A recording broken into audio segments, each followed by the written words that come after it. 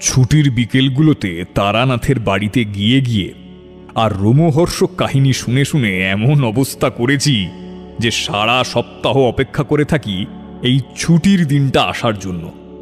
মানে ওই কথায় আছে না, জল থেকে মাছকে তুলে নিলে যেমন সে ছটফট করে, অথবা খাঁচায় রাখলে পাখি যেমন মুক্ত আকাশের খোঁজ করে, আমারও ঠিক সেরকমই অবস্থা তারানাথের বাড়ি না গেলে। কিশোরীরও ঠিক একই রকম অবস্থা, তা বলাই বাহুল্য। আজ শনিবার, হাতে তেমন কোনো কাজ নেই। কিশোরীও দপ্তর থেকে তাড়াতাড়ি ফিরে এসেছে। তারানাথের বাড়ি যাওয়ার জন্য এ একেবারে যোগ্য সময়। কিন্তু বিধিবাম, 1 সপ্তাহ আগে পত্র এসেছে আমার গিন্নির একমাত্র বোনপো সস্ত্রীক কলকাতায় আসছে দার্জিলিং থেকে। শুনেছি এক সাহেবের চা বাগান আর বাংলো বাড়ির ম্যানেজার আমার এই গিন্নির বোনপো। আমার বিয়ের সময় সে অনেকটাই ছোট ছিল, তাই তার মুখটা আমার ঠিক মনে নেই। দার্জিলিংয়ের এক মিশনারি স্কুল আর কলেজ থেকে পড়াশোনা করে ওখানেই সে চাকুরিরত। তার স্ত্রীও একই স্কুলেই পড়তো, 2-3 ক্লাস নিচুতে। সেখান থেকেই তাদের আলাপ এবং পরবর্তীকালে প্রেম। মেয়েটির বাবা কালিম্পং শহরের নামকরা ডাক্তার। আজ সেই বোনপো আর তার স্ত্রী আসছেন আমাদের বাড়িতে। গিন্নি সকাল থেকেই তোড়জোড় শুরু করেছেন হেসেলে। আজ তার কড়া নির্দেশ, আমি আর কিশোরী যেন কোথাও না বেরোই। একা হাতে তিনি নাকি সামলাতে পারবেন না, অথচ দশভুজার মতো একাই তিনি সমস্ত কিছু করে চলেছেন। ঘর পরিষ্কার, মিষ্টি বানানো, রান্না করা, আরো না জানি কত সমস্ত কাজ। নিজের লেখালেখির টেবিলে বসে আমি এই সমস্ত কিছুই ভাবছি, এমন সময় হঠাৎই গিন্নির পায়ের শব্দে ঘোর কাটল। ঘরে ঢুকে আমার দিকে একটি প্লেট বাড়িয়ে দিলেন, বাড়িয়ে দিয়ে বললেন, শুনছেন, নিন দেখি এই মাংসের পুর দেওয়া সিঙ্গারা আর এই সন্দেশটা খেয়ে বলুন তো কেমন হয়েছে। আর যে বেশি দেরি নেই, তারা আসলো বলে। আমাকে বলেই কিশোরীর দিকে সে ফিরল। কিশোরী তখন আরাম কেদারায় শুয়ে একটু নিদ্রাচ্ছন্ন হয়ে পড়েছিল। কিশোরী ঠাকুরপো, ও ঠাকুরপো, ঠাকুরপো, এই অবেলায় ঘুমোচ্ছ কেন? নাও না না, ওঠো, সামান্য এগুলো একটু খেয়ে নাও তো, আর খেয়ে আমাকে উদ্ধার করো দেখি। তা গিন্নির ডাকা ডাকিতে কিশোরী ধর্মরিয়ে উঠে বসল। কে? ও বৌঠান, কখন যে চোখ লেগে গেছে না, বুঝতেই পারিনি। গিন্নি বলল, থাক, হয়েছে। তুমি যে ঘন্টা দেড়েক ধরে ঘুমাচ্ছ তা আমাদের আর জানতে বাকি নেই। এবার খেয়ে বলো দেখি কেমন হয়েছে। হাতের থেকে প্লেটটা নিয়ে কিশোরী বলল, বৌঠান, আরে ঘ্রাণে যে অর্ধ ভোজন হয়ে গেল। হ্যাঁ, গিন্নি হাসতে হাসতে চলে গেল। খাওয়া পর্ব শেষে কিশোরী বলল, এই যে ভায়া, আরে চলো দুটো সিগারেট খেয়ে আসি। তাদের যেতে তো সেই রাত হবে। তবে হ্যাঁ, নতুন বৌমার সামনে তো এসব খাওয়া যাবে না। কিশোরীর কথায় যুক্তি আছে দেখে আমি তাকে বললাম, বেশ, তবে চলো।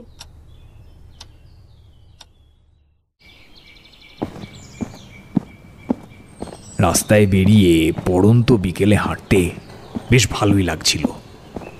হেমন্তের হাওয়াতে প্রাণটাও কেমন জুড়োচ্ছিল। এমন সময় হঠাৎই দেখলাম একটা হলুদ ট্যাক্সি আমাদের গলিতে ঢুকছে।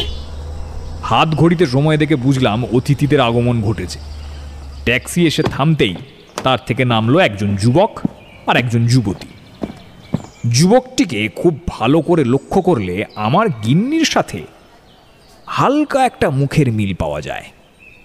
সিগারেট ফেলে দিয়ে আমি আর কিশোরী তাদের দিকে এগিয়ে গেলাম। একগাল হেসে আমাকে আর কিশোরীকে প্রণাম করলো যুগল। আশীর্বাদ করলাম। তা আসতে কোনো অসুবিধা হয়নি তো মৃন্ময়? মৃন্ময় ওরফে আমার গিন্নির বোনপো হেসে বলল, না না মেসমশাই, আমাদের কোনো অসুবিধা হয়নি। বাবামশাই খুব ভালো করে রাস্তা বুঝিয়েই দিয়েছিলেন। আমি তার স্ত্রীর দিকে চেয়ে বললাম, তারপর মা তিলোত্তমা, কেমন লাগলো এই কলকাতা শহর? মৃন্ময়ের স্ত্রী তিলোত্তমা খুবই ভালো মেয়ে। যার বাবাকে পুরো একটা শহর চেনে, সেই মেয়ের মধ্যে অহংকারের লেশমাত্র নেই। একগাল হেসে সে বলল, খুব ভালো লাগলো মেশোবাবু। কালীঘাটে পুজো দিয়ে মনটা একেবারে ভরে গেল। এখন শুধু একটাই প্রার্থনা, মা যেন আমাদের সবাইকে রক্ষা করেন। শেষের কথাগুলো বলার সময় সে একটু ফুঁপিয়ে উঠল। কিশোরী এতক্ষণ চুপ করে শুনছিল। এইবারে সে বলল, আরে তোমরা কি সব কথা এইখানেই সারবে নাকি? হ্যাঁ, আরে ওদিকে যে সিঙ্গারা ঠান্ডা হয়ে গেল। এই যে বাবা মৃন্ময়, আরে চলো চলো বাড়ির ভিতরে চলো। এসো মা, তুমিও এসো। কিশোরীর সিংহারার জন্য ব্যস্ততা দেখে আমরা সবাই হাসতে হাসতে বাড়ির ভেতরে প্রবেশ করলাম।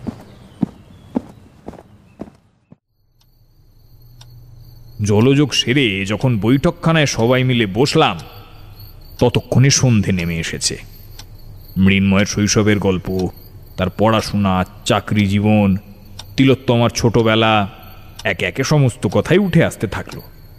কিন্তু সবের মাঝেই একটা বিষয় আমার চোখ এড়ালো না। যত কথাই হোক না কেন, মৃন্ময় আর তিলোত্তমা মাঝে মাঝেই কেমন যেন একটু অন্যমনস্ক হয়ে পড়ছিল। কথার খেয়েই হারিয়ে ফেলছিল তারা। ব্যাপারটা যে আমার গিন্নিরও চোখ এড়ায়নি, তা তার মুখের ভঙ্গিমা দেখেই আমি বুঝলাম।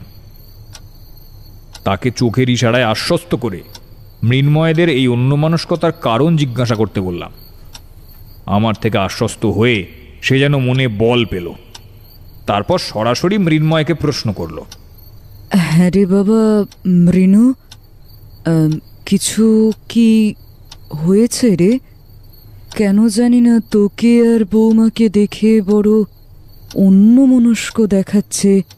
দেখ, কিছু হয়ে থাকলে খুলে বল বাবা, দ্বিধা করিস না। এখানে সবাই কিন্তু তোর আপন। হ্যাঁ। মৃন্ময় যেন ব্যাপারটা বুঝেও এড়িয়ে গেল। আরে দূর মাসিমণি, তুমি যে কি বলো না। আসলে কি এতটা যাত্রা করে এসেছি তো, তাই হয়তো তোমার এরকম লাগছে। আর ভেবো না এসব নিয়ে। ও কিশোরী কাকা, তোমার সেই বিপ্লবী বন্ধুর গল্পটা বলো না। কিছুই হয়নি এমন ভান করে কিশোরীকে উদ্দেশ্য করে এই কথাটা বলল মৃন্ময়। তখনই তিলোত্তমা বলে উঠল, দোহাই আপনার, দোহাই, আর চুপ করে থাকবেন না। বলুন, এবারে কিছু বলুন। আর কতদিন, হ্যাঁ কতদিন এইভাবে বেঁচে থাকবো আমরা? কতদিন? কথাটা বলেই সে কান্নায় ভেঙে পড়ল। আমার গিন্নির হাত দুটো চেপে ধরে সে বলল, ও মাসিমণি, মাসিমণি গো, মাসিমণি, আমরা ভালো নেই মাসিমণি। আমাদের সংসারটা ভেঙে যাচ্ছে। চোখের সামনে সব দেখছি মাসিমণি, কিন্তু কিচ্ছু বলতে পারছি না, কিচ্ছু না। আর নিজেরাও কিছু করতে পারছি না। প্রত্যেক রাতে শুলে মনে হয় পরের দিনটা কি আদৌ দেখতে পাবো তো। কথা শুনতে না শুনতেই আমার স্ত্রীও ফুঁপিয়ে উঠল। ও কি অলক্ষণে কথা বলছিস রে মা? ও মৃণু বৌমা কি বলছে রে? শুনছেন আপনি? শুনছেন? কিছু করুন না। শেষের কথাগুলো যে গিন্নি আমাকে উদ্দেশ্য করেই বলল, তা আমার আর বুঝতে বাকি রইল না। মৃন্ময়ের দিকে চেয়ে দেখলাম সে পাথরের মতো বসে আছে। তাকে উদ্দেশ্য করে বললাম, দেখো মৃন্ময়, ভগবান কিন্তু সবসময় সুযোগ দেন না। যখন দেন তখন আমাদের কাজে লাগানো উচিত। তোমার এই নীরবতা আর বৌমার চোখের জল স্পষ্ট জানান দিচ্ছে তোমরা ভালো নেই। কোনো এক অমোঘ শক্তি তোমাদের গ্রাস করে নিচ্ছে। হয়তো ভগবান চাইছেন আজ তোমাদের মনের মধ্যে যে ঝড় চলছে তা শান্ত হোক। তাই বিনা দ্বিধায় সমস্তটা বলো না বাবা, দেখোই না আমি কিছু করতে পারি কিনা। আমার কথা শুনে মৃন্ময়ের দু চোখ বেয়ে জল গড়িয়ে পড়ল। চোখ মুছে ধাতস্থ হয়ে সে বলতে শুরু করলো, বিশ্বাস করুন মেশোবাবু, আপনাকে আর মাসিমণিকে আমি কোনোদিনই বাবা মায়ের থেকে আলাদা স্থানে ভাবিনি। আসলে আপনাদের তো বয়স হচ্ছে, আমাদের উচিত আপনাদের পাশে থাকা। আর সেখানে এতটাই হতভাগ্য আমরা যে নিজেদের সমস্যার কথা বলছি। এইসব ভেবেই আমি না বলে উঠতে পারছিলাম না। সত্যি কথা বলতে কি, আমি বাবা মাকেও এখনো কিছু জানাইনি, কিন্তু এবার দেখছি বলতেই হবে, না হলে আর প্রাণে বাঁচব কিনা সন্দেহ। মৃন্ময়ের কথা শুনে আমার গিন্নি বলল, ও মৃণু, মৃণু, এমন এমন অলক্ষণে কথা বলিস না বাবা, বলিস না। মৃন্ময় তখন বলল, ভুল কিছু বলছি না মাসিমণি, তোমাকে প্রথম থেকে বলি শোনো, তাহলে তোমরা বুঝতে পারবে। তোমরা তো জানো দার্জিলিংয়ের মাটিতে আমার বেড়ে ওঠা, পড়াশোনা শেখা, শুধু ছুটির সময়তে আমি এখানে আসতাম। ভেবেছিলাম বিয়ের পর তিলোত্তমাকে নিয়ে চলে আসবো এখানে, আর চাকরিটাও ছেড়ে দেবো, বাবার ব্যবসাটাই দেখব। আস্তে আস্তে যখন এসব ভাবছি, ঠিক তখনই একদিন আমার বড়বাবু তার ঘরে ডাক দিলেন। যেতে না যেতেই বললেন,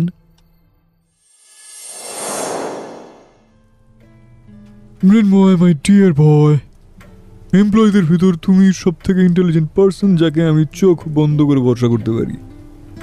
আমার কোম্পানি তোমার হাতে তুলে দিয়ে আমি নিশ্চিন্তে বিদেশে যাত্রা করতে পারি। কথাটা শুনে যেন আমার মাথায় আকাশ ভেঙে পড়ল।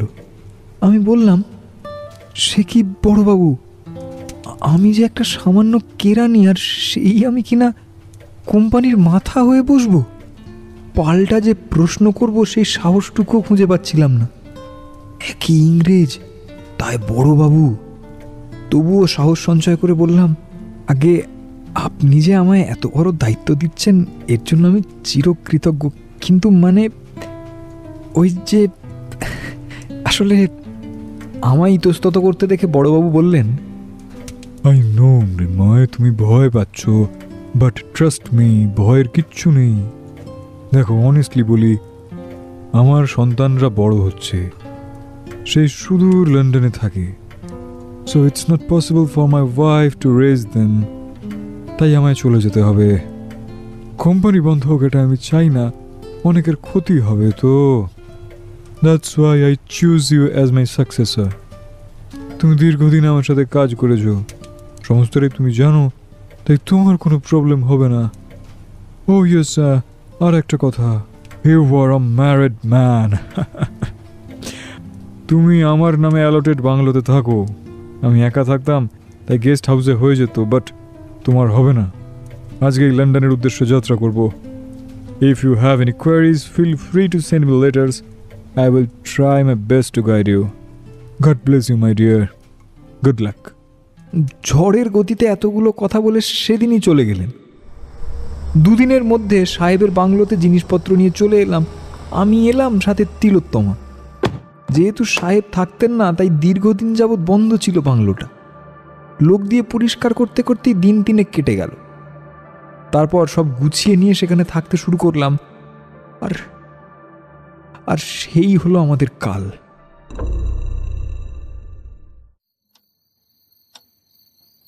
এতটা বলে খানিকটা থামল মৃন্ময়। আমরা সবাই যেন সম্বিত ফিরে পেলাম। মৃন্ময়কে প্রশ্ন করলাম, তারপর কি হলো? খানিক দম নিয়ে মৃন্ময় আবার বলতে শুরু করলো, যেহেতু সাহেবের কোম্পানিতে আমি সবচেয়ে পড়াশোনা জানা ছিলাম, তাই বড়বাবুর জায়গায় আমার মাথা হয়ে বসতে দেখে কারুরই অসুবিধা হলো না। গরিব চাষিরা চা তুলে আনে, কারখানায় তা গুঁড়ো হয়ে যায়, তারপর প্যাকেট করে জায়গায় জায়গায় চলে যায়। সব কাজ ঠিক করে মিটেছে কিনা সেটা দেখা, আর মাস শেষে সবাইকে বেতন দেওয়া, এই ছিল আমার কাজ। সেসব নিয়ে বেশ ভালোই ছিলাম, কিন্তু বাড়িতে শান্তি ছিল না। আপনারা হয়তো ভাববেন যে এই ভর সন্ধ্যাবেলায় কলকাতার বুকে বসে কি সব আবোল তাবোল বলছি, কি তাই তো? কিন্তু বিশ্বাস করুন, যা বলছি সত্যিই বলছি। 3-4 দিন যেতে না যেতেই শুরু হলো এমন কিছু জিনিস যার ঠিক সঠিক বর্ণনা হয় না। যেমন হঠাৎ শুনছি কাঠের সিঁড়ি দিয়ে জুতো পরে ওঠার আওয়াজ, কিন্তু গিয়ে দেখছি কেউ নেই।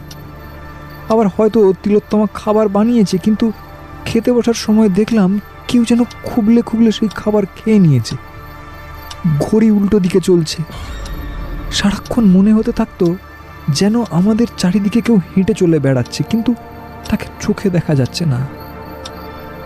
আরও না জানি কত কি। কাঁপা কাঁপা গলায় এতটা বলে দম নিল মৃন্ময়। তারপর আবার বলতে শুরু করলো, বিশ্বাস করুন মেশোবাবু, এই সব কটা কথা অক্ষরে অক্ষরে সত্যি। যেহেতু আমাদের ওখানে জনবসতি কম, তাই কদিন এরকম হওয়ার পর আমি কোম্পানির কর্মচারীদের জিজ্ঞাসা করি যে সেই সাহেবের বাংলোর ইতিহাসের কথা কেউ কিছু জানে কি না, কিন্তু কেউই সঠিক উত্তর দিতে পারেনি। আমি কাজে গিয়েও মন বসাতে পারতাম না। আমার তিলোত্তমার জন্য খুব চিন্তা হতো। সেই স্কুল জীবন থেকে আমরা একসাথে, কোনোদিন ঝগড়া অশান্তি কি জিনিস সেটাই জানতাম না। কিন্তু ওই বাংলোতে যাওয়ার পর থেকেই ছোট ছোট বিষয় নিয়ে আমাদের মধ্যে অশান্তি হতে থাকলো। যত অশান্তি দেখা দিল তত দূরত্ব বাড়তে থাকলো। একদিন সব কথা না তিলোত্তমার বাবা মাকে জানালাম, কিন্তু তারা তো শুনে হেসেই অস্থির। বিশ্বাস করা তো দূরের কথা, আমি যেন কোনোদিন তাদের এই সমস্ত কথা বলতে না যাই সে কথাও আমাকে বলে দিলেন। তার সাথে আমাকে কোথাও থেকে একটা ঘুরে আসার পরামর্শ দিলেন। কিন্তু সেই সময় আমাদের মানসিক অবস্থা যা ছিল তাতে করে আমরা আনন্দের কথা ভাবতেও পারিনি। তাই ঘোরার কথা যখন উঠল, তাই ভাবলাম শেষবারের মতো একবার কলকাতায় এসে পরিজনদের সঙ্গে দেখা করে যাই। কে বলতে পারে এটাই হয়তো আপনাদের সাথে আমার শেষ দেখা। এই বলে ডুকরে কেঁদে উঠল মৃন্ময়। তিলোত্তমাও ধরা গলাতে বলল, বিশ্বাস করুন আপনারা, এসব এসব এক বর্ণ মিথ্যে কথা নয়, এক বর্ণও নয়। সত্যি সত্যি অতি প্রাকৃতিক ঘটনা ঘটছে আমাদের সাথে। সত্যি আমরা আমরা অনেক অনেক পাহাড়ি ওঝার খোঁজ করেছি, কিন্তু কেউ আসতে চায়নি, কেউ না। সর্বক্ষণ আতঙ্কে দিন কাটাই আমরা। সংসার শুরু করার আগেই আমার সংসারটা ভেঙে যাচ্ছে মাসিমণি, আর আমি কিচ্ছু করতে পারছি না, কিচ্ছু না। আমার স্ত্রী তিলোত্তমাকে বুকে জড়িয়ে ধরল, অসহায় হয়ে আমাকে বলল, আপনি আপনি কিছু করতে পারবেন না?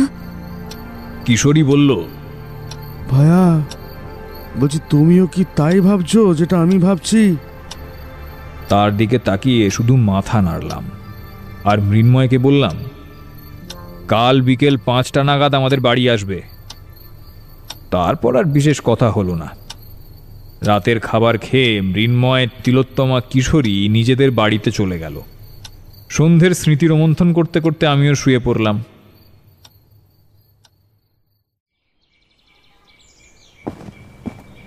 পরের দিন ঠিক বিকেল 5টাতে কিশোরী ও মৃন্ময়কে নিয়ে চললাম আমার গন্তব্যের উদ্দেশ্যে। রাস্তার মোড়ের দোকান থেকে কিনলাম চপ আর সিঙ্গাড়া। তারপর গলি পেরিয়ে এসে দাঁড়ালাম মঠ লেনের ছোট্ট বাড়িটার সামনে। কোথায় চিন্তা, কোথায় দুঃখ, কোথায় ভয়। বাড়িটার সামনে এসে দাঁড়াতেই ধূপধুনোর গন্ধে ভরে গেল, আর আমাদের মনের মধ্যেকার সমস্ত অন্ধকার কেটে গিয়ে আশার আলোর উদয় হলো। মনে হলো কানের কাছে আমার প্রণম্য মাতৃসাধক বলছেন, চিন্তা করিস না বাবা, আমি তো আছি তোর সাথে। নিজের অজান্তেই চোখটা ঝাপসা হয়ে এলো। করজোরে প্রণাম করলাম সেই মানুষটার উদ্দেশ্যে। কিশোরী বলল, ওহে বিভূতি, ভেতরে চলো, বাইরেই দাঁড়িয়ে থাকবে নাকি? আরে সিঙ্গাড়া যে ঠান্ডা হয়ে গেল। খানিক এগিয়ে দরজায় টোকা দিতেই একটা মিষ্টি সুরেলা কণ্ঠ ভেসে এলো, যাই। তারপর নুপুরের রিন রিন শব্দ শোনা গেল। একগাল হাসি নিয়ে চারি মা দরজা খুলল। সত্যিই যেন কোনো দেবী রূপিণী, সদা হাস্যময়ী। চারিকে দেখলেই মনটা ভালো হয়ে যায়।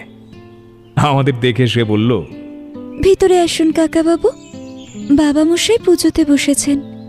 এইবার তার চোখ গেল মৃন্ময়ের দিকে। একটু অবাক হয়েই সলজ্জে মাথা নামিয়ে নিয়ে বলল, আপনিও ভিতরে আসুন। বলেই সে এক ছুটে ভিতরে চলে গেল। আমি নিজের মনেই হাসলাম। আমাদের চারিমা বড় হয়ে গেছে। মৃন্ময়কে নিয়ে বৈঠকখানায় বসলাম। কিশোরী চপের ঠোঙাটা চারিকে দিতে ভিতরে গেল। কিশোরী এসে বৈঠকখানায় বসতে না বসতেই শঙ্খধ্বনি শুনতে পেলাম। বুঝলাম ঠাকুরমশাইয়ের পুজো সমাপ্ত হয়েছে। ভারী পায়ের শব্দে ঠাকুরমশাই এসে দাঁড়ালেন বৈঠকখানায়। মুখে দেখলাম একটা চিন্তার ভাব। একটা পাত্র থেকে জল নিয়ে ছিটিয়ে দিলেন আমার কিশোরী আর মৃন্ময়ের দিকে। মনে মনে যেন মন্ত্রও পড়লেন। ঠাকুরমশাইয়ের এইরূপ ব্যবহার দেখে আমি আর কিশোরী একটু অবাকই হলাম, কিন্তু ওনাকে বলার সাহস পেলাম না। আমরা সবাই ওনাকে সাষ্টাঙ্গে প্রণাম করলাম। উনিও সস্নেহে আশীর্বাদ করলেন। তারপর বললেন, জয় মা, জয় মা জগৎ জননী, জয় মা। জগৎ জননী যেন তোমাদের মঙ্গল করেন। জয়। জলের পাত্রটা ঠাকুর ঘরে রেখে এসে তিনি বসলেন। সঙ্গে সঙ্গে চারি এসে মুড়ি আর তার সাথে চপ সিঙাড়া মাখানো দিয়ে গেল। আমি লক্ষ্য করলাম ঠাকুরমশাই তখনও গম্ভীর হয়েই বসে আছেন। তাই নিজেই সাহস সঞ্চয় করে বললাম, ঠাকুরমশাই ক্ষমা করবেন, আসলে ঘটনা এতটাই গম্ভীর যে আগে অনুমতি না নিয়েই এই যে আমার শালির ছেলে, ওকে নিয়ে এলাম আপনার কাছে।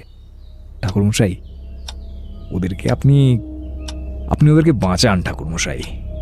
আমাকে এইভাবে কথা বলতে দেখে ঠাকুরমশাই বললেন, না না, বিভূতি একেবারে ঠিক করেছে মৃন্ময়কে এখানে নিয়ে এসে। সত্যি সত্যি ওদের অনেক বড় বিপদ, আর বিপদ এতটাই গম্ভীর যে তার ছায়া সুদূর দার্জিলিং থেকে কলকাতা অবধি এসে গেছে। ঠাকুরমশাইয়ের শেষ কথাগুলো শুনে যেন শিরদাঁড়া দিয়ে একটা ঠান্ডা স্রোত নেমে গেল আমাদের তিনজনের। না আমি মৃন্ময়ের পরিচয় দিয়েছি, আর নাই দার্জিলিংয়ের কথা উল্লেখ করেছি, আর কোন বিপদ কলকাতা অবধি এসেছে কিছুই বুঝে উঠতে পারলাম না। ঠিক সেই সময় কিশোরী বলল, আচ্ছা ঠাকুরমশাই, আপনি সব কথা আগে থেকে জানলেন কিভাবে? স্মিত হেসে ঠাকুরমশাই বললেন, সে বিষয়ে না হয় অন্য কোনো দিন বলবো। নিজেকে আর সামলাতে না পেরে মৃন্ময় আছড়ে পড়ল ঠাকুরমশাইয়ের পায়ের কাছে। করজোরে তাকে বলতে লাগলো, সত্যি আপনার দর্শন পেয়ে আমার জীবন সার্থক। দয়া করে আমাকে রক্ষা করুন, আমাকে রক্ষা করুন ঠাকুরমশাই। ঠাকুরমশাই তার মাথায় হাত দিয়ে উঠে বসতে বললেন। তারপর ধীরে ধীরে বলতে শুরু করলেন, তোমরা তো জানো যে মাতু পাগলির আশীর্বাদে বিপদ ঘটবার আগেই তার সংকেত আমি পেয়ে যাই, আর এবারেও তার ব্যতিক্রম হয়নি। কাল বিকেল থেকেই না তোমাদের জন্যে আমার মনটা কেমন যেন অস্থির অস্থির হচ্ছিল। মনটাকে শান্ত করার জন্যে আমি ধ্যানস্থ হয়েছিলাম, আর সেখানেই স্পষ্ট দেখলাম মৃন্ময় ও তিলোত্তমার তোমাদের বাড়িতে আসা এবং কথোপকথন, আর সেখান থেকেই সবটা বুঝলাম। কিন্তু মৃন্ময়, তোমাকে একটা কথা জানিয়ে রাখি, যে অমোঘ শক্তির কথা তুমি বলেছ সে কোনো সাধারণ শক্তি নয়। সে তোমার আর তিলোত্তমার সাথে চলাফেরা করে। তার একটাই লক্ষ্য, তোমাদের মধ্যে একজনকে প্রাণে মেরে ফেলা। শুধু কপালের জোর তোমাদের যে তোমরা বেঁচে আছো। আমরা স্তব্ধ হয়ে গেলাম। ঠাকুরমশাইয়ের শেষ কথাগুলো আমাদেরকে নীরব করে দিল। কিছুক্ষণ চুপ থেকে তিনি আবার বলতে শুরু করলেন, ভেবেছিলাম আমি তোমাদেরকে জানাবো না, কিন্তু এখন দেখছি না জানালে হিতে বিপরীত হতে পারে। শোনো, ভয় পেও না কিন্তু, হ্যাঁ? সেই ছায়া তোমাদের পিছু নিয়ে কলকাতা অবধি এসেছে। আজ আমার এখানে আসার সময় সে তোমাদের পিছু নিয়েছিল। শুধুমাত্র মধুসুন্দরী দেবীর আশীর্বাদে কোনো অপছায়া আমার বাসস্থানের ত্রিসীমানায় আসতে পারবে না, তাই সে আসছে না। কিন্তু আমি বেশ বুঝতে পারছি আমি বেশ বুঝতে পারছি যে সে অপেক্ষা করে আছে তোমাদের বাইরে যাওয়ার জন্যে। মৃন্ময় বলল, ঠাকুরমশাই, বাবা মা তিলোত্তমা বাড়িতে একা। এখন যদি আমার কিছু হয়ে যায়, আমি আর ভাবতে পারছি না কিছু। মুখ চেপে ডুকরে কেঁদে উঠল সে। আমারও মনটা ব্যাকুল হয়ে উঠল। স্ত্রীর জন্যই। সত্যি সেও বাড়িতে একা। আজ জীবনে প্রথমবার বুঝলাম, প্রিয়জনের সামনে যখন বিপদ আসে তখন কেমন অসহায় লাগে। এসব ভাবতে ভাবতেই ঠাকুরমশাইয়ের দিকে তাকালাম। আমার মনের অবস্থা তিনি আঁচ করতে পেরেছিলেন। স্মিত হেসে বললেন, চিন্তা করো না বিভূতি, তোমরা যে এখানে আসবে তা আমি আগেই বুঝেছিলাম। তাই তোমরা বেরোবার পরেই তোমাদের বাড়ি আমি বন্ধন করে দিয়েছি। বৌমা বা মৃন্ময়দের পরিবারের কোনো ক্ষতি হবে না, কিন্তু বন্ধনের প্রভাব বেশিক্ষণ থাকবে না। তোমরা বেরিয়ে পড়ো এই বেলা। আর কিশোরী, তুমি কদিন বিভূতিদের বাড়িতে থেকো। একা থাকাটা তোমারও ঠিক হবে না, কারণ সেই ছায়া শক্তি মৃন্ময়দের না পেলেও তাদের পরিজনদের উপর আঘাত আনতে পিছপা হবে না। প্রতিহিংসার আগুনে জ্বলছে সে। মৃন্ময় বলল, কিসের প্রতিশোধ, কিসের হিংসা, কে সেই ছায়া? আমি তো কিছুই বুঝতে পারছি না। বিশ্বাস করুন, আমি জ্ঞানও তো কারোর ক্ষতি করিনি, কারোর সাথে আমার শত্রুতা নেই। তাহলে এসব কি হচ্ছে ঠাকুরমশাই? তারানাথ বললেন, আমার দৃঢ় বিশ্বাস এই সব প্রশ্নের উত্তর তোমাদের ওই বাংলোতেই লুকিয়ে আছে। মৃন্ময় বলল, ঠাকুরমশাই, তাহলে আপনি একবার চলুন, একবারটি সেখানে গিয়ে আমাদেরকে একটু উদ্ধার করে দিন, একটু দয়া করুন না। ঠাকুরমশাই কি একটা বলতে গিয়েও যেন থেমে গেলেন। আমি বুঝলাম তার কোথাও আটকাচ্ছে। ওনাকে বললাম, চারিমাকে নিয়ে আপনি চিন্তা করবেন না। আপনার অসুবিধা না থাকলে আমি নিজে চারিমাকে কদিনের জন্য আমার বাড়ি নিয়ে গিয়ে রাখব। চারি আর আমার স্ত্রী দুজনেই ভালো থাকবে। চারির যত্নের কোনো ত্রুটি হবে না, আমি কথা দিচ্ছি আপনাকে। আমার কথায় ঠাকুরমশাই যেন একটু নিশ্চিন্ত হলেন। ঠিক হলো, পরশুদিন ভোরে আমি, ঠাকুরমশাই, কিশোরী, মৃন্ময় আর তিলোত্তমা দার্জিলিংয়ের উদ্দেশ্যে রওনা হব। আর কাল বিকেলে এসে চারিকে নিয়ে যাব আমাদের বাড়ি। মৃন্ময় আমাদেরকে আশ্বাস দিল ও কালকের ভিতরেই সমস্ত ব্যবস্থা করে দেবে। ঠাকুরমশাইকে প্রণাম করে আমরা বাড়ির পথ ধরলাম। কলকাতার সব কাজ মিটিয়ে দুদিনের মাথায় রওনা হলাম। প্রায় দুদিনের যাত্রা শেষ করে আমরা এসে পৌঁছালাম দার্জিলিং।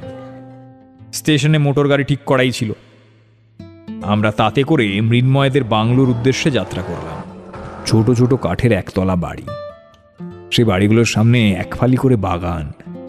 সেখানে নানা ধরনের নাম না জানা রং বেরঙের ফুল ফল ধরে আছে।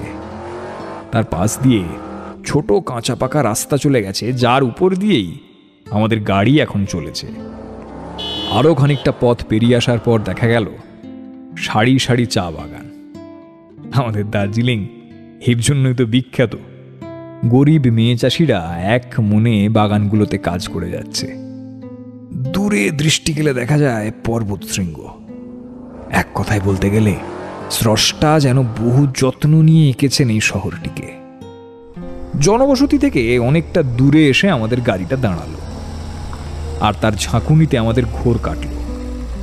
কিশোরীর গলা শুনতে পেলাম, আরে কি হ্যাঁ ভাইয়া, নামবে তো নাকি নাকি গাড়িতেই থাকার ইচ্ছে? বলে এসে নিজেই হাসতে থাকলো। যে দেখলাম গাড়িটা দাঁড়িয়েছে একটা ছোট্ট কাঠের গেটের সামনে।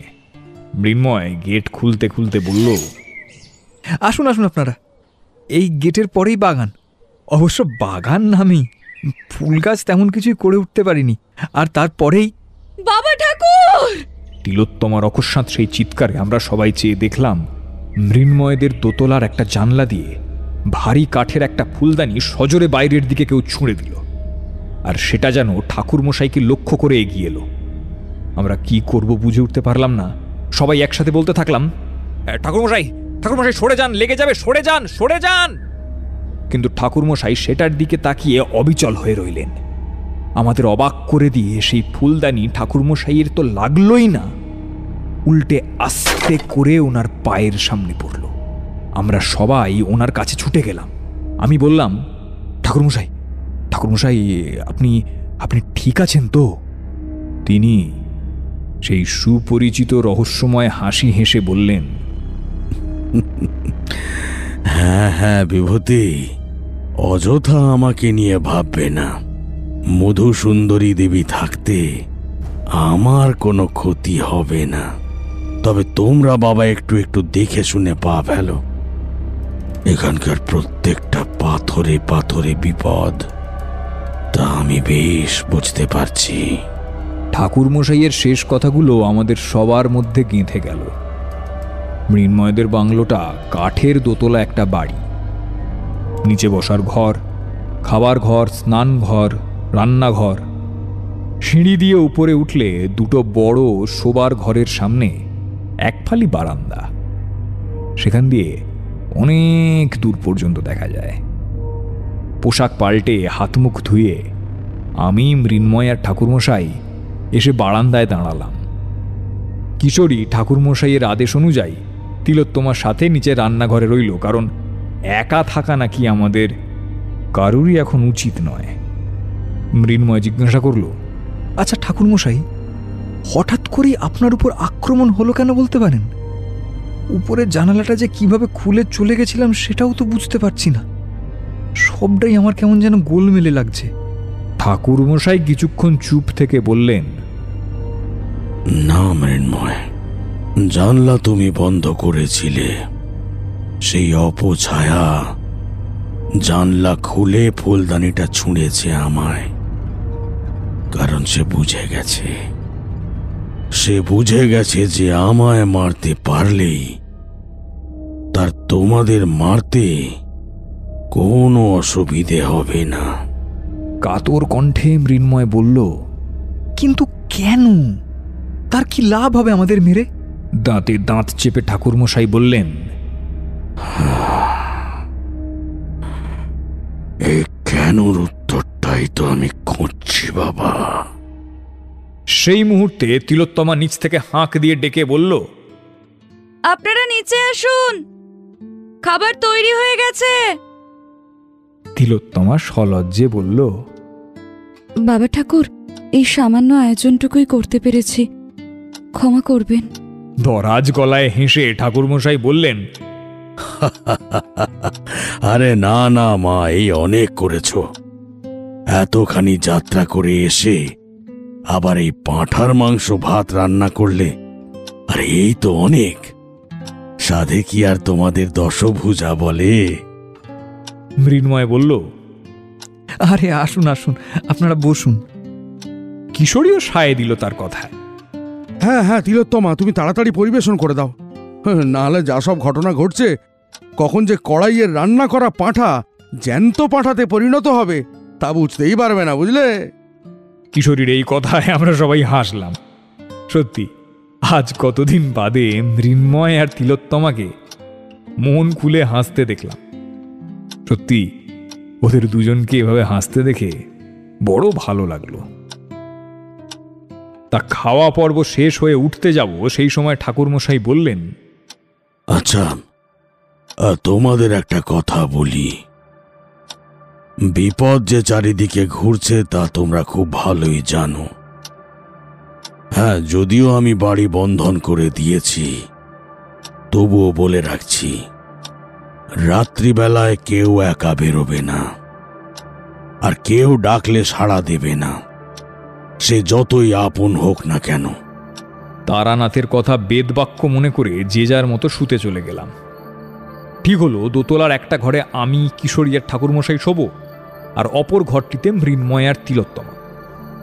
এখানে রাত যেন একটু আগেই হয়ে যায়। দূর থেকে ঘন জঙ্গলের ভিতর দিয়ে রাত জাগা পাখি আর হিংস্র সারমে ওদের গলার ডাক শোনা যাচ্ছে। মনে হতে লাগলো আগাম বিপদের কোনো বার্তা নিয়ে আসছে তারা। মাঝে মাঝেই যেন ভয়ে মনটা কেঁপে উঠতে থাকলো। কখন যে এই সমস্ত আকাশ পাতাল চিন্তা করতে করতে ঘুমিয়ে পড়েছিলাম তার হিসাব রাখিনি। ঘুম ভাঙলো হালকা একটা ধাক্কায়। তখন প্রায় মাঝরাত। দেখলাম কিশোরী ঘুম চোখে আমায় ডাকছে আর নিচু গলায় বলছে, ও ভায়া, এই ভায়া, আরে ঘুমোচ্ছ নাকি? এই মাঝরাতে মানুষ যে না ঘুমিয়ে জাগতে পারে এটা একমাত্র কিশোরীর দ্বারাই সম্ভব। তবুও নিজের রাগ দমন করে বললাম, কি হয়েছে বলো। সে বলল, আরে আরে তিলোত্তমা যে ডাকছে অনেকক্ষণ ধরে, শুনতে পাচ্ছ? সত্যিই তো, একটা হালকা আওয়াজ আসছে বটে। একটু সজাগ হয়ে শুনলাম। দরজার ওপার থেকে যেন তিলোত্তমা বলছে, মেশোবাবু, দরজাটা খুলবেন একটিবার? মেশোবাবু। কিশোরী চাপা গলায় বলল, এই এই বলছি, মৃন্ময়ের কোনো বিপদ হলো না তো? কিছু একটা বলতে যাব তার আগেই কিশোরী দরজা খুলতে চলে গেল। আমিও উঠে গেলাম তার পিছনে। সে দরজা খুলতেই দেখলাম তিলোত্তমা দাঁড়িয়ে আছে। কিন্তু এ কি, এখন তিলোত্তমাকে দেখছি। একটা ছোট্ট কাপড়ের টুকরোতে আবৃত তার শরীর, চুল খোলা, ঠোঁটে গাঢ় লাল রঙের প্রসাধনী আর এক মিষ্টি ফুলের গন্ধ ছড়িয়ে পড়ছে তার গায়ের থেকে। ঘোর লাগার মতো গন্ধ বেরোচ্ছে। হ্যাঁ, তিলোত্তমা যে আধুনিক মেয়ে তা সত্যি, কিন্তু নিজের সংস্কৃতিকে ভুলে যাবে এমন মেয়েও সে নয়। এমন বেশে তাকে আমি কখনো দেখব আমি ভাবতেই পারিনি। লজ্জায় মাথা নামিয়ে নিলাম। আমি শুনতে পেলাম কামাতুর গলায় এসে কিশোরীকে বলছে, মেশোবাবু, মিষ্টিগুলো খাবার সময় দিতে ভুলে গিয়েছিলাম, তাই এখন নিয়ে এলাম। কিশোরী যেন তার দিকে মন্ত্রমুগ্ধের মতো তাকিয়ে আছে। হাত বাড়িয়ে বাটিটা নিতে গেল। আমারও যেন মুখ থেকে কোনো স্বর বেরুলো না। কোন এক অমোঘ শক্তি আমার মুখটা চেপে ধরল। ঠিক সেই সময় দেখলাম আমার পিছন থেকে একটা ত্রিশূল গিয়ে গেঁথে গেল কিশোরী আর তিলোত্তমার মাঝখানে। সঙ্গে সঙ্গে এক পাশবিক চিৎকারের আর্তনাদ। তিলোত্তমা অন্ধকারে মিশে গেল। ভালো করে দেখলে বোঝা যায় তিলোত্তমা নয়, একটা কালো ঝড় নেমে গেল। কিশোরীও মাটিতে লুটিয়ে পড়ল। ঘটনাগুলো এত তাড়াতাড়ি ঘটতে থাকলো যে আমি কিছুই বুঝে উঠতে পারলাম না। পিছন ফিরে দেখলাম ঠাকুরমশাই জ্বলন্ত দৃষ্টিতে আমাদের দিকে তাকিয়ে আছেন। রাগান্বিত স্বরে বললেন, তোমাদেরকে বারবার বারণ করেছিলাম যে কেউ ডাকলে সাড়া দেবে না। অন্তত তোমার থেকে এই আশাটা আমি করিনি। শোনো, এবার আমি না ফেরা অবধি এই ঘর ছেড়ে দয়া করে আর বেরিও না। এর বিহিত এবার আমি করেই ছাড়ব, করেই ছাড়ব। জয় মা, জয় মা, জয় মা। এই বলে ত্রিশূলটা নিয়ে ঝড়ের গতিতে বেরিয়ে গেলেন তিনি। সঙ্গে সঙ্গে মৃন্ময় আর তিলোত্তমা আমাদের ঘরে ঢুকল। কিশোরীকে লুটিয়ে থাকতে দেখে আঁতকে উঠল দুজনেই। আমি লক্ষ্য করলাম তিলোত্তমা সেই স্বাভাবিক ভদ্রমেয়ের সাজেই রয়েছে। মাথা নিচু করে কিশোরীকে দেখছে, তার চোখ ভর্তি জল। কাঁপা কাঁপা গলা এসে বলল, কিশোরী কাকাবাবুর এইরকম অবস্থা কি করে হলো মেশোবাবু? আর বাবা ঠাকুর ওইভাবে কোথায় চলে গেলেন? সত্যি বলতে কি, এতগুলো ঘটনা একসাথে ঘটে গেল যে আমিও সঠিক উত্তর দিতে পারলাম না। শুধু বললাম, এই ঘরটা ছেড়ে তোমরা এখনই বেরিও না, বুঝলে? এখানেই অপেক্ষা করো ঠাকুরমশাইয়ের আসার জন্য। তারপর কিশোরীকে আমি আর মৃন্ময় খাটে শুইয়ে দিলাম। নাড়ি টিপে দেখলাম চলছে, তবে খুব ধীর গতিতে। আমরা সবাই মিলে ঠাকুরমশাইয়ের অপেক্ষার জন্য রাত পোয়াতে লাগলাম।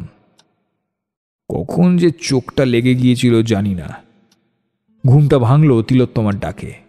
মেশোবাবু, আপনার চা আর জলখাবারটা এখানে রাখলাম, হাত মুখ ধুয়ে খেয়ে নেবেন। ভালো করে উঠে বসে দেখলাম বেশ বেলা হয়েছে, কিন্তু সূর্যদেবের দেখা নেই। সে জায়গায় বেশ মেঘ করে আছে, মনে হচ্ছে বৃষ্টি হবে। তিলোত্তমাকে জিজ্ঞাসা করলাম, ঠাকুরমশাই ফিরেছেন? কিশোরী, মৃন্ময়, ওরা কোথায় গেল? সে বলল, বাবা ঠাকুর আজ ভোরের দিকে ফিরেছিলেন। সারা রাত ওনার অপেক্ষায় থেকে কখন যে চোখ লেগে গিয়েছিল তাও ঠিক জানি না।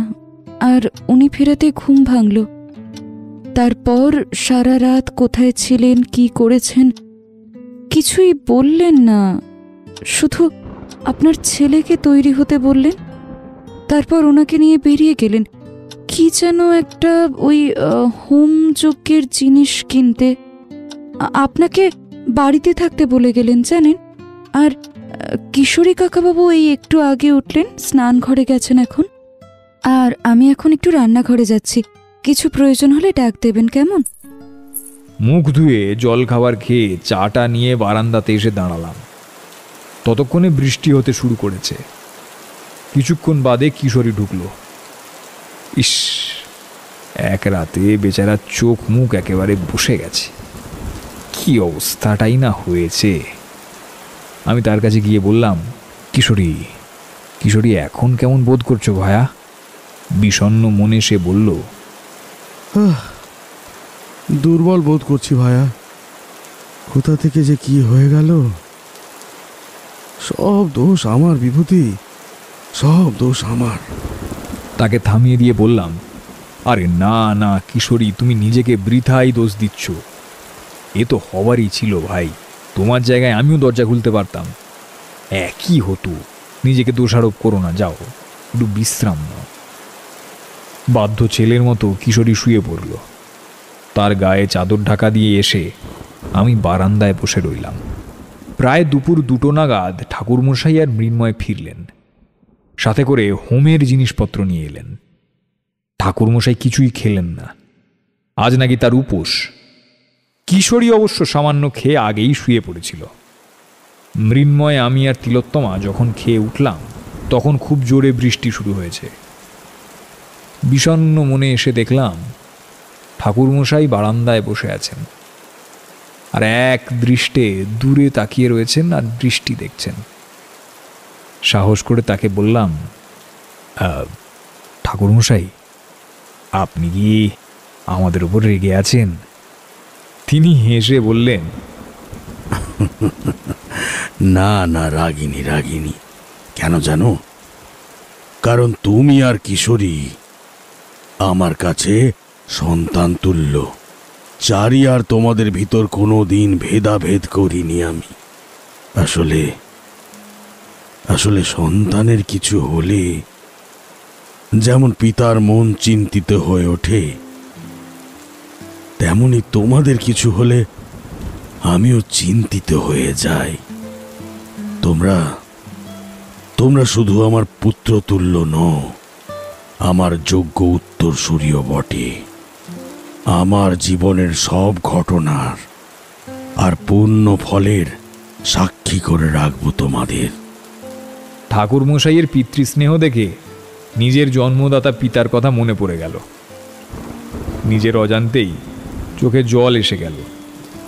আমার কাঁধে হাত রেখে ঠাকুরমশাই বললেন, মন খারাপ করো না বিভূতি। তোমার পিতা যেখানেই আছেন শান্তিতে আছেন। ঠাকুরমশাইয়ের এই না বলা কথা জেনে যাওয়ার অলৌকিক ক্ষমতা দেখে আর অবাক হই না। আগে হতাম ঠিকই, তবে এটুকু জানি, যতই প্রশংসা করি না কেন ততই কম মনে হয়। কথা ঘোরাবার জন্য ওনাকে প্রশ্ন করলাম, কাল রাতে ওভাবে বেরিয়ে গেলেন, এখানকার তো কিছুই চেনেন না, কি করলেন আর কোথায় গেছিলেন, কিভাবে ফিরলেন, কিছুই তো বলে যান না। আমার দিকে তাকিয়ে উনি বললেন, সময় হলে ঠিক জানতে পারবে। ঠিক সেই সময় মৃন্ময় এসে বলল, ঠাকুরমশাই, এখানকার পাদ্রী সাহেব আপনার খোঁজ করছেন। ঠাকুরমশাই বললেন, হ্যাঁ হ্যাঁ, চলো। ওনাকে আমি আসতে বলেছিলাম। এসো বিভূতি, তুমিও এসো। আমরা সবাই নিচে এসে দেখলাম এক ভদ্রলোক বসে আছেন। সৌম্য চেহারা, গৌরবর্ণ, বয়স বছর 50। সাদা আলখাল্লা পরা সেই ভদ্রলোকের গলায় ঝুলছে যীশুখ্রিস্টের ক্রস। আমায় দেখে হাত জোর করে নমস্কার করলেন। আমার একটু অবাকই লাগলো, তবুও প্রতি নমস্কার জানালাম। তারপর তিনি আরো অবাক করে বললেন, ভাবছেন তো আমি খ্রিস্টান হয়েও হিন্দু সংস্কৃতি জানলাম কি করে? আসলে আমার মা বাঙালি আর বাবা ইংরেজ, তাই দুই ধর্মের অনুসারে আমি বড় হয়েছি। এবার তিনি মৃন্ময়ের দিকে ফিরে বললেন, আচ্ছা মৃন্ময়, এতদিন ধরে এই ভৌতিক ঘটনার শিকার হচ্ছ, অথচ একবারটি ফাদার অগাস্টিনের কাছে আসতে পারোনি। আগে তো কত যেতে তুমি আর তিলোত্তমা, তারপর কি এমন হলো যে ফাদারকে ভুলে গেলে? তিলোত্তমা আর মৃন্ময় দুজনেই বাধা দিয়ে বলল, না না ফাদার, অপরাধ নেবেন না। তারপর মৃন্ময় আবার বলল, আপনি শহরের বাইরে গিয়েছিলেন, তাই আর জানাতে পারিনি। আপনারা কে কবে ফিরছেন তার খোঁজও নিতে পারিনি। আসলে এমনভাবে দিন কাটাচ্ছিলাম যে এক প্রকার মরেই গিয়েছিলাম। বাঁচার ইচ্ছেটুকু আর ছিল না আমাদের। তাই শেষবারের মতো কলকাতায় বাবা মা আর পরিজনদের সাথে দেখা করতে গেছিলাম। আর সেখানে গিয়েই তো ঠাকুরমশাইয়ের সাথে। মৃন্ময়কে থামিয়ে দিয়ে ফাদার বললেন, বুঝতেই পেরেছি, খুব কঠিন পরিস্থিতির মধ্যে দিয়ে গেছো তোমরা। এখন থাক ওসব কথা। বৃষ্টি একটু ধরেছে, সন্ধ্যা হয়েই এসেছে। চলো চলো, সবাই বাগানে চলো। হোমের জোগাড় করতে ঠাকুর মশাইকে সাহায্য করো। আর হ্যাঁ, বাড়ির ভিতরে কিন্তু কেউ থাকবে না। Let's finish the game. May Lord bless you all. এই বলে তিনি বাগানের দিকে গেলেন। হোমের সামগ্রী নিয়ে তিলোত্তমার মৃন্ময় গেল ঠাকুর মশাইয়ের সাথে। আর আমি কিশোরীকে ঘুম থেকে তুলে আস্তে আস্তে সেখানে নিয়ে গেলাম। কিশোরী এখন আগের থেকে অনেকটাই সুস্থ। ঠাকুরমশাই তার বানানো ওষুধ যে কিশোরীকে খাইয়েছেন তা বলাই বাহুল্য। আঁধার ঘনিয়ে এসেছে। ফাদার হোমের চারিদিকে ক্রস দিয়ে গণ্ডি কেটে দিলেন। ঠাকুরমশাই আমাদের সবার গাত্রবন্ধন করলেন। মেঘ আবার ঘনীভূত হতে শুরু করল। ঠাকুরমশাই আর ফাদার দুজনেই দুজনের দিকে তাকিয়ে কি যেন বোঝাপড়া করে নিলেন। তারপরেই ঠাকুরমশাই হোমে বসলেন। খানিক মন্ত্রপাঠ করে নিয়ে হোমের আগুন জ্বালিয়ে দিলেন তিনি। তার পাশে বসে ফাদার তাদের ভাষায় এক মন্ত্র উচ্চারণ করতে থাকলেন। ঠাকুরমশাইয়ের এ যাবৎ যা ক্রিয়াকলাপ শুনেছি বা বুঝেছি, তাতে সব দিক দেখে বুঝলাম ঠাকুরমশাই যজ্ঞ করছেন যাতে কোনো ক্ষতি আমাদের না হয় সেই কারণে। আর ফাদার মন্ত্র পড়ছেন প্রেত আহ্বানের। সত্যি এ যেন দুই ধর্মের এক অপার্থিব মিলন। দেখলে চোখটা জুড়িয়ে যায়। যত তারা মন্ত্র পড়তে থাকলো, ঝড়ের গতি যেন ততই বাড়তে লাগলো। কেন জানি না আমার মনে হতে লাগলো এই ঝড় কোনো সাধারণ ঝড় নয়, যেন কোনো অতিপ্রাকৃতিক শক্তির আস্ফালন বিশেষ। তারপর আস্তে আস্তে একটা কালো ধোঁয়ার কুণ্ডলী সারা বাংলো আর বাগানকে ঘিরে ঘুরতে থাকলো। তার ভিতর দিয়ে বেরিয়ে আসতে থাকলো এক জান্তব আওয়াজ। খুব ভালো করে শুনলে বোঝা যায় সে এক নারীর আর্তনাদ। সত্যি কি তাই, নাকি পাশবিক কোনো প্রেতের হুঙ্কার? কিছুই বুঝে উঠতে পারলাম না। সত্যি বলতে কি মাথা যেন কাজ করছে না। ঠাকুরমশাইয়ের শ্লোক, ফাদারের মন্ত্র আর সেই আর্তনাদ সমস্ত বাড়ি বাগান সমস্ত কিছুর মধ্যে দিয়ে ঘুরছে আর রাতের অন্ধকারকে খান খান করে দিচ্ছে। এত কিছু আমি আর নিতে পারছিলাম না, সব জট পাকিয়ে গেল মাথায়। দুটো চোখ বন্ধ করে নিলাম। তখনই শুনলাম একটা ফ্যাঁস ফ্যাঁসে গলায় কোনো একটা মেয়ে বলছে, You bloody monk! How dare you to call me? Do you know who I am? চোখ খুলে যা দেখলাম তার নিজেরই বিশ্বাস হলো না।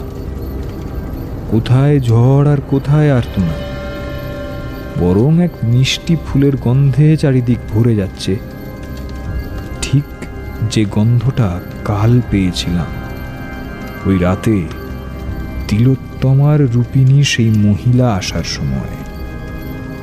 সামনে দেখলাম এক 25-26 বছর বয়সী মেম সাহেব দাঁড়িয়ে আছে, সোনালি চুল কোমর অবধি, ছোট্ট একটা গাউন অর্থাৎ পশ্চিমী পোশাক পরা, ঠোঁটে গাঢ় লাল রঙের প্রসাধনী, মাথার ডান দিকটা বেশ খানিকটা ক্ষত।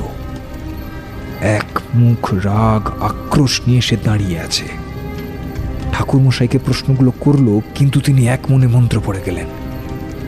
ফাদার যেন তাকে চিনতে পারলেন, আর কেমন যেন একটু আঁতকে উঠলেন। তবুও ইংরাজি ভাষায় প্রশ্ন করলেন, Who are you? Why are you disturbing this innocent couple? সেই মেয়েটিও ফাদারকে চিনতে পারল, হিস হিসিয়ে বলল, You know me very well, bloody breast. I am Camellia, wife of your bastard friend Joseph Legault. Now tell me where is Peter? প্রশ্ন তো নয়, যেন বিষ উগরালো সে। ফাদারও দৃঢ় স্বরে বললেন, Peter is dead. You will never find him again. কথাটা শুনেই সে যেন হিংস্র বাঘিনীর মতো গর্জে উঠল, চিৎকার করে বলল, This bloody couple has killed my Peter. No, I will kill them. I will kill them. বিদ্যুৎ গতিতে কথাগুলো বলে সে ছুটে এলো মৃন্ময় আর তিলোত্তমাকে আক্রমণ করবে বলে।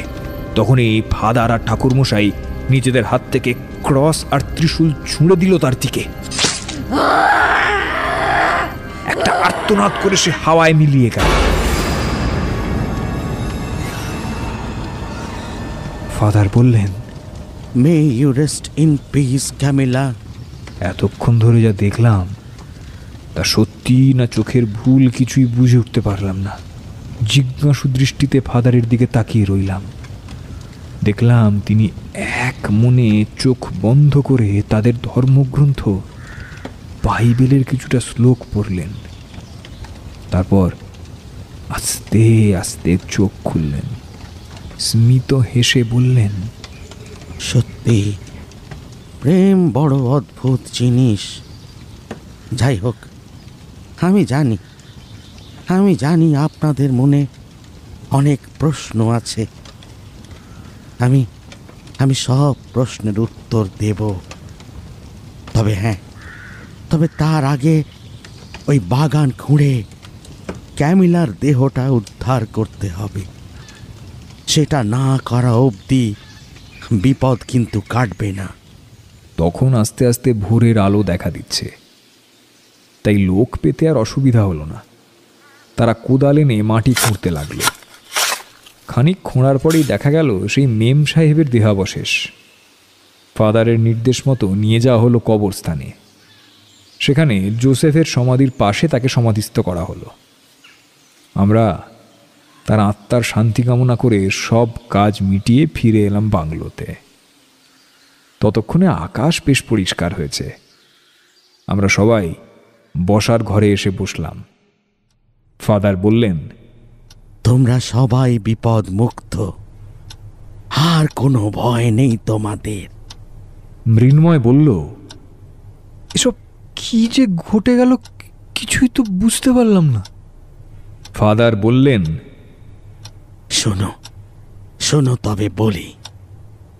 আজ থেকে প্রায় 20 বছর আগে টি গার্ডেনের নতুন অফিসার ইনচার্জ হয়ে আসেন জোসেফ লংউড, আর সাথে তার স্ত্রী ক্যামিলা লংউড। কিছুদিনের মধ্যেই জোসেফ আর আমার খুব ভালো বন্ধুত্ব হয়ে যায়, যদিও সে আমার চেয়ে বয়সে একটু বড় ছিল। কিন্তু সেটি আমাদের বন্ধুত্বের মাঝে কোনোদিন বাধা হয়নি। আমাদের বন্ধুত্ব গাঢ় হওয়ার পিছনে আরও একটা বিষয় ছিল, দুজনেরই ঈশ্বরের প্রতি অগাধ বিশ্বাস। যখনই সময় পেত জোসেফ চার্চে আমার সাথে দেখা করতে যেত। সে যেরকম ছিল ধর্মপরায়ণ, নিষ্ঠাবান, সৎ পুরুষ, তার স্ত্রী ক্যামিলা ছিল তেমনি উচ্চাকাঙ্ক্ষী, লোভী প্রকৃতির এক নারী। মদ, চুরুট, তাস খেলা, পরপুরুষের সাথে সম্পর্ক করা ছাড়া কিছুই জানত না সে। শান্তি ছিল না বাড়িতে জোসেফের। আমি তাকে অনেকবার বলেছিলাম ক্যামিলাকে যেন ইংল্যান্ডে পাঠিয়ে দেয় সে। বাট নো মাই সান, সে স্ত্রীকে খুব ভালোবাসত, সেই জন্যে কোনো দিন কিছু বলতে পারত না। তাই যতটা সময় পারত কাজের জায়গায় কাটাতো। আর এই সুযোগটাই নিয়েছিল পিটার, তাদের বাগানের মালি। আসলে ক্যামিলার ছিল গোলাপের শখ। আজ যে বাগানে ফুল নেই, সেখানে একদিন ভরে থাকতো রক্ত গোলাপে। সবই পিটার করেছিল ক্যামিলার মন পাওয়ার জন্যে। একটা আস্ত শয়তান ছিল সে। ফাদারের কথা শুনতে শুনতে মনে হলো, সত্যিই তো, যে মিষ্টি ফুলের গন্ধটা পেয়েছিলাম সেটা তো গোলাপেরই গন্ধ বটে। ফাদার কিছুক্ষণ চুপ থেকে আবার বললেন, সেই রাতের কথা আমার আজও মনে পড়ে। Oh Lord, it was a horrible night. সারাটা বিকেল গল্প করবার পর জোসেফ বলেছিল সামনের রাস্তা দিয়ে হেঁটে আসার কথা। আমিও তার প্রস্তাবে রাজি হয়ে গেলাম। কথা বলতে বলতে কখন যে তাদের বাংলোর সামনে এসে উপস্থিত হলাম আমি খেয়ালই করিনি। যখন এতটা এসেছি তখন একটু তাদের ঘরে যেন বসে যাই, এমনই অনুরোধ করলো জোসেফ। আমি তার অনুরোধ ফেরাতে পারলাম না। বাংলোর ভিতর ঢুকেই দেখলাম পুরো নিচতলাটা অন্ধকার। ক্যামিলার নাম নিতে নিতে জোসেফ উঠল দোতলায়, আর তার সঙ্গে এলাম আমি। একটা শোবার ঘরে দেখলাম পিটার আর ক্যামিলা বিছানাতে শুয়ে। একটা চাদর ব্যতীত কিছুই নেই তাদের শরীরে। এমন দৃশ্যের যে সাক্ষী থাকতে হবে তা আমি কখনো কল্পনাও করিনি। ক্যামিলা বলে আর্তনাদ করে উঠেছিল জোসেফ। দুজনেই চমকে উঠেছিল তারা। পিটার কোনো মতে পালাতে গেল। আমি তাকে ধরতে গেলাম। শুনতে পেলাম ভারী কিছু দিয়ে আঘাতের শব্দ আর ক্যামিলার আর্তনাদ। বুঝতে আমার বাকি রইল না যে জোসেফ হত্যা করেছে ক্যামিলাকে। বাংলো থেকে বেরিয়ে খানিকটা দৌড়ে এলাম, কিন্তু পিটারকে দেখতে পেলাম না। আসলে আমি বুঝিনি যে সে লুকিয়েছিল। পিছন থেকে লাঠি জাতীয় কিছু দিয়ে আঘাত করেছিল আমায়। আমি জ্ঞান হারিয়ে মাটিতে লুটিয়ে পড়েছিলাম। তার ঠিক 2 দিন বাদে আমার জ্ঞান ফিরেছিল। আমার স্থানীয় লোকেরা আমায় হসপিটালে নিয়ে গিয়েছিল। শুনেছিলাম পিটারের দেহ একটা খাদের থেকে পাওয়া গিয়েছিল। তার মৃত্যুর কারণ অজানা, তবে অন্ধকারে দৌড়তে গিয়ে তার পা পিছলে গিয়ে সে খাদে পড়ে যায়, এটাই সবাই মনে করেছিল। ক্যামিলার দেহ আর কেউ খুঁজে পায়নি। আর জোসেফ গলায় দড়ি দিয়ে আত্মহত্যা করেছিল। এই বলে যখন ফাদার থামলেন, তখন দেখলাম তার দু চোখ বেয়ে জল গড়িয়ে পড়ল। আমরা সবাই স্তব্ধ হয়ে রইলাম। প্রেম যে কতখানি ভয়ঙ্কর রূপ নিতে পারে, তাই জোসেফ, ক্যামেলিয়া আর পিটারের গল্প না শুনলে বোঝাই যায় না। কিছুক্ষণ বাদে ফাদার আবার বললেন, সেই ঘটনার পর বাংলোতে তালা পড়ে গেল। যত্নের অভাবে গোলাপ বাগান নষ্ট হয়ে গেল। আজ এত বছর পর তোমরা এলে এখানে। আমার বিশ্বাস ক্যামিলার প্রেত ঘুরে বেড়াতো পিটারের খোঁজে। এই এতদিন বাদে তোমাদের দেখে সে ভাবল যে তোমরা মেরেছ পিটারকে। কাল রাতে তারানাথের সাথে আমার দেখা না হলে আর সব না শুনলে আমি তো বুঝতেই পারতাম না যে এখানে এত কিছু ঘটে গেছে। ঠাকুর মশাইয়ের দিকে চাইতেই উনি বললেন, ফাদার ঠিকই বলেছেন। কাল রাতে আমি বেরিয়ে গিয়েছিলাম ঠিকই, কিন্তু দিশেহারা লাগছিল আমার। কারণ আমি এটা বুঝে গিয়েছিলাম যে এই অপশক্তি আমার কাছে অজানা। তার সাথে লড়াই সোজা হবে না। এক মনে মধুসুন্দরী দেবীকে ডেকে যাচ্ছিলাম, আর তখনই ঘণ্টার ধ্বনি শুনতে পেলাম। শব্দ লক্ষ্য করে এগিয়ে গেলাম। খানিক বাদে একটা গির্জা পড়ল। এত রাতে গির্জাতে যে ঘণ্টা ধ্বনি হবে না, এ আমি জানতাম। মধুসুন্দরী দেবী যে আমায় সংকেত দিলেন, তা আমি বেশ বুঝলাম। খানিক ডাকাডাকির পর ফাদার দরজা খুললেন। নিজের পরিচয় দিয়ে মৃন্ময়ের কথা বললাম। তিনি চিনতে পারলেন। তারপর সব ঘটনা তাকে বললাম। আর তারপর কি হলো তা তো তোমরা দেখতেই পেলে। কিশোরী এতক্ষণ চুপ করেছিল। এবার সে বলল, আচ্ছা ফাদার, বলছি বাগানের তলায় যে ক্যামিলার দেহ পাওয়া যাবে, এ আপনি বুঝলেন কি করে? ফাদার হেসে বললেন, আসলে ক্যামিলা যখন আবির্ভূত হলো, তখনই এক গোলাপ ফুলের গন্ধ পেয়েছিলাম। আমার বুঝতে বাকি রইল না যে সেদিন ক্যামিলাকে হত্যা করে জোসেফ এই বাগানে পুঁতে দিয়েছিল। কারণ রক্ত গোলাপ যে ছিল ক্যামিলার ভীষণ প্রিয়, আর ক্যামিলা ছিল জোসেফের বড় প্রিয়। কিশোরী বলল, বুঝলে ভায়া বিভূতি, গোলাপকে যে কেন ফুলের রানী বলা হয় তা আমি এই এতদিনে বুঝলাম।